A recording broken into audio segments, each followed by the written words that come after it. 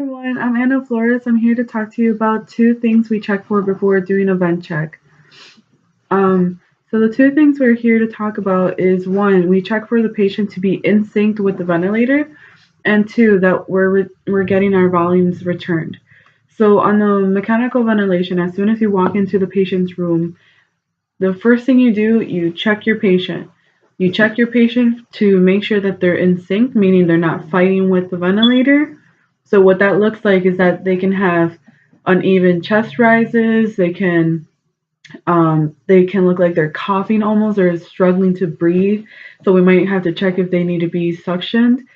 There could be a kink in the ET tube, meaning like it could be folded, and there could be a reduced um, gas flowing through the patient. And other things, we can check if there's any alarms going on as well to see if there's any problems that the patient's not receiving. We would auscultate the patient, so we would check front and sides and back lobes. We would also check for if the patient's cold, clammy, if they're sweating almost, so you can see that they're trying to fight it. We check that the chest is rising bilaterally, meaning they're both going in and out at the same time. And so the second thing that we check for is that the patient is returning their volumes. So what that looks like on the mechanical ventilator is the top sides of the number, excuse me, the top numbers of the mechanical ventilator on the screen is that we looked at the tidal volume. So it'll have VTE, meaning their exhale tidal volume. It should be from what we set.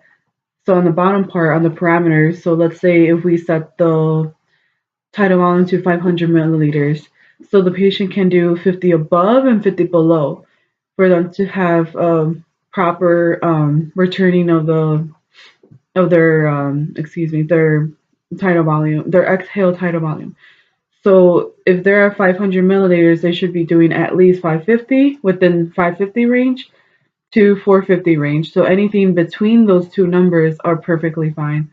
If they're not doing that, that means there's either a problem with again not being in sync with the ventilator, or there's a leak in the circuit, or there's a leak in the